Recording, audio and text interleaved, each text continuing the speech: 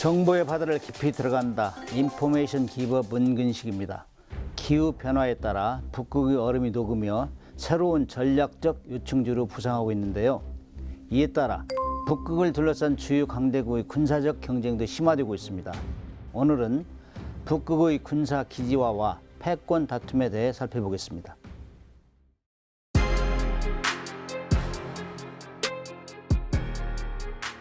사실 태평양, 대서양 이런 얘기하다가 북극해를 얘기한 건 최근에 들었어요. 왜냐하면 지구 온난화가 급속하게 진행되면서 북극의 빙하가 녹고 있어요. 그래서 여기에는 자원을 보고다 해서 거기에 이제 인접해 있는 8개국 플러스에서 모든 나라가 관심을 집중되고 있고 그런 그 해양의 보고이기 때문에 먼저 군사력을 이제 먼저 집중시키고 있죠.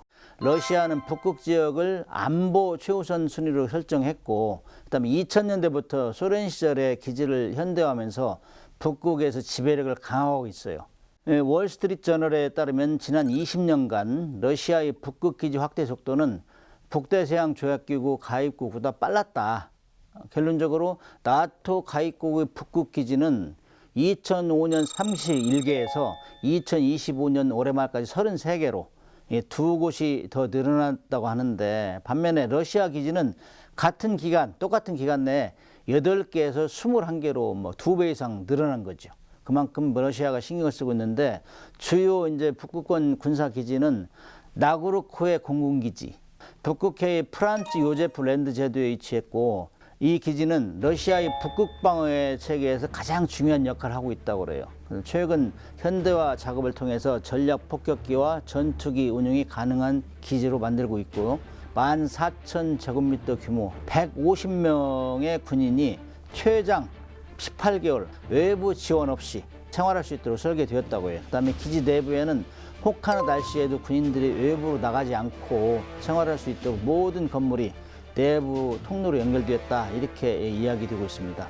로가체프 공군기지, 이건 노바야 젬나 섬에 위치하고 있는데, 이 노바야 젬나 섬은 핵시설에 핵무기 실험하는 장소입니다. 그래서 북극 지역의 공중 감시와 방어를 위한 핵심 기지로 현대화 작업 등으로 방공 시스템이 아주 강화되고 있다, 이렇게 이제 평가되고 있고, 다음에 템프 공군기지, 여기는 동시베리아의 코텔리 섬에 위치해 있고 북극 함대의 전진 기지로 사용하고 있다고 해요. 최근 현대화 작업을 통해서 군사 시설이 확충되고 있다, 이렇게 이제 평가하고 있습니다. 그다음에 세베로 모르스크 해군기지, 이제 해군기지가 있죠. 이제 공군기지가 대부분이 있는데, 바렌츠 연안의 무르만스크에 위치한 기지로 러시아 북방함대, 북방함대는 러시아 5개 함대가 있어서 흑해 함대도 있고, 그런데 이 북방함대가 제일 크고 그다음에 북극을 관장하는 함대입니다. 그래서 북극해 작전을 위한 핵심 거점으로 지금 운용되고 있다.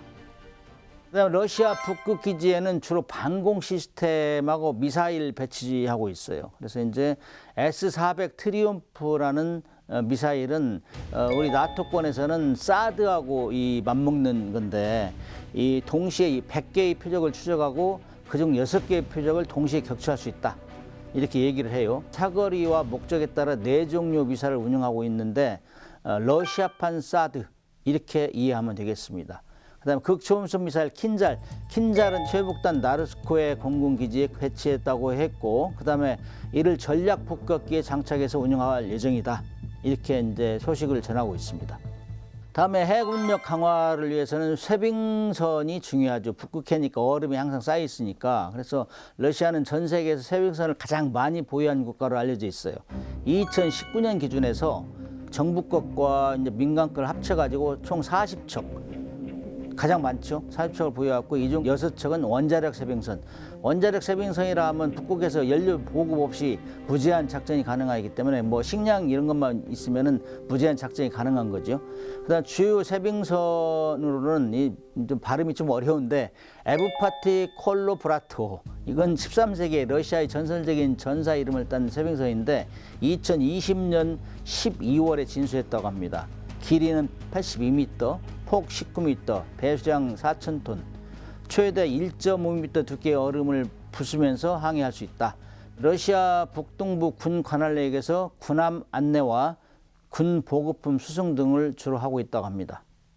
이반 파파닌호, 이거는 북극 계획에서 함정 호위 등 임무를 수행하는데 적합하도록 설계된 전투용 세빙선이다. 최대 1.7m 두께의 해빙을 깨고 나갈 수 있으며 함포가 장착되어 있고 칼리브르 순항 미사일도 탑재 가능하다. 칼리브르 순항 미사일은 우크라이나 전쟁 때도 잠수함에서 쏜 적이 있어요. 러시아가 북극을 이렇게 강조하고 군사 기지하고 설치하고 하는 이유는 주로 세 가지 정도 있는데, 하나는 신실크로드. 이거는 여러 서방 국가에서 러시아 선박의 입항을 금지하고 제재가 많이 이루어졌죠. 그다음에 특히 러시아 우크라이나 전쟁 때문에 이런 상황에서 북극해로 통하는 백길이 새로운 물류 루트가 될 수 있다. 얼음도 이제 녹고 있으니까 그러면 자기가 제일 유리하잖아요. 일단 북극해를 통과하면 아시아와 유럽 간 바닷길이 4분의 3으로 줄어들기 때문에 그걸 일단 장악해서 큰 소리 치자 이거죠. 그다음에 거기에는 엄청난 천연 자원이 있다고 그래요. 북극해에는 세계 석유 매장량의 14%, 천연가스 매장량의 약 30%가 매장되어 있는 것으로 추정하고 있고, 러시아는 북극 지역에서 석유와 가스 개발을 지금 계속 하고 있어요. 그다음에 이제 지리적으로 북극은 미국, 캐나다, 북미 대륙과 아주 가깝잖아요. 그래서 전략적 요충지다 이렇게 할 수 있고, 직접적인 군사 대응력을 확보해서 미국을 꼼짝달싹 못하게 하겠다. 북극해에서만이라도 미국을 견제를 확실하겠다. 이런 목적을 가지고 있는 거죠. 북극 군사기지를 확고하게 하기 위해서 훈련을 많이 하고 있어요. 훈련을 많이 하고 있고 보여주고 있어요. 2021년 9월에는 러시아 북해함대가 북극해에서 약 8,000명의 병력과 50척의 군함, 120대 항공기를 동원해서 대규모 군사훈련을 했고, 2023년 4월 26일에는 러시아 공수부대가 북극해 제뮬라 프란차이 50파 제도 상공에서 1만 미터에서 단체 낙하 훈련을 실시하기도 했다고 해요.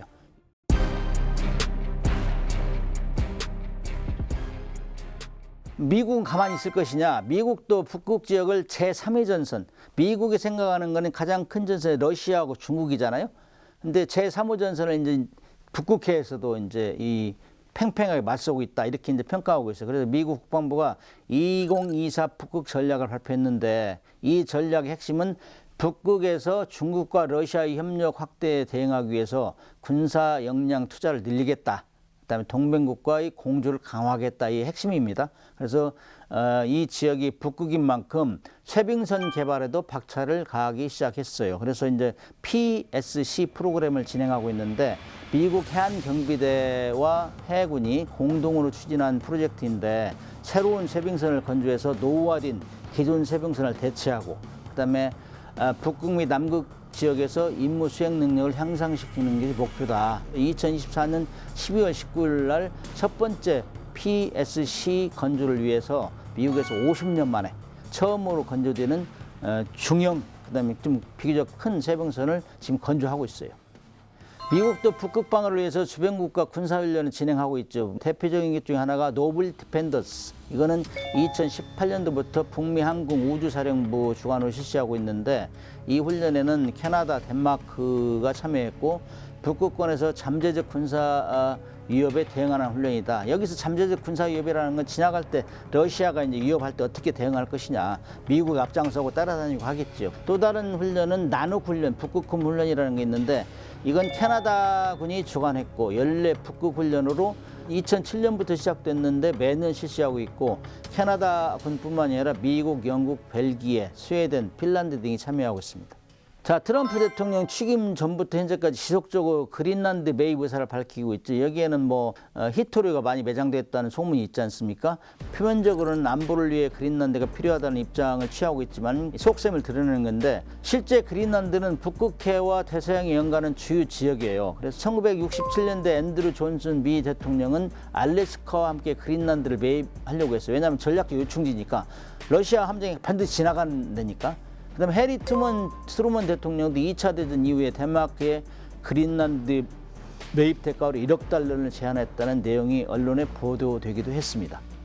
국가 안보하고 전 세계 자유를 위해서 그린란드를 소유하겠다, 절대적으로 지배하는 게 필요하다, 이렇게 생각하고 적극 추진하고 있는데, 결국에는 안보적인 이유도 있다고 하지만은 핵심은 그린란드에 있는 히토류, 경제적 가치를 더 높이 평가하는 거죠.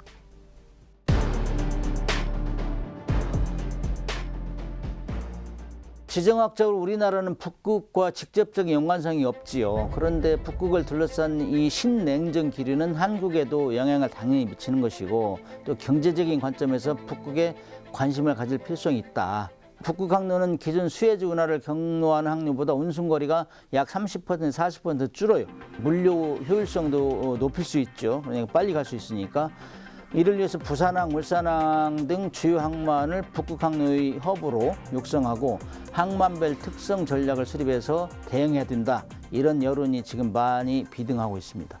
조선업은 우리가 지금 미국에서도 우리한테 협업을 하자는 정도로 많이 발달되어 있다고요. 그 다음에 특히 해병선도 잘 만들 수 있는 능력이 갖추고 있고, 그래서 조선업의 기술력 강화로 해병선 시장을 선도하겠다. 이런 계획을 지금 내비치고 있는데, 특히 미국이 이제 최근에 40척을 만들겠다, 해병선을 이렇게 선언했기 때문에 우리하고 협조를 많이 하지 않겠느냐.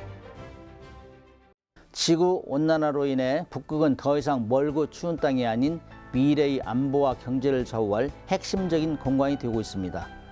주요 강대국들의 경쟁 속에서 우리나라는 냉철한 분석과 전략적인 판단을 바탕으로 국익을 극대화해야 할 것입니다. 고맙습니다.